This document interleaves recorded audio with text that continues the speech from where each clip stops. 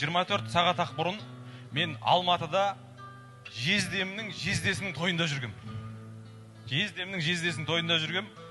24 сағат өтпей, Нұрлан деген бір досымыздың қарындасының ұзатуында Қызылордада жүрміз де енді. Бұлай қарасаң бір жүрмеуіміз керек той сияқты.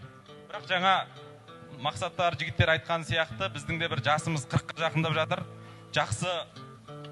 Жақсы дос іздейтін, жақсы бір жекжат іздейтін, бір сүйенсең, сүрінсең сүйейтін, жығылсаң демейтін, қиналғанда қасыңнан табылып қамқор болатын бір жақсы жолдас жігіттерге бір зәру болатын жасқа біз жетіп кеппіз. Сондықтан жаңағы жездемнің жездесінің баласының үйлену тойыма, немесе жаңағы Нұрлан деген досымыздың қарындасының ұзатуының тойыма әйтеуір сыйлап шақырса, бір жақсы көретін достарымыздың жанынан табылуға бір асығып жүретін бір возрастқа кеппіз көке.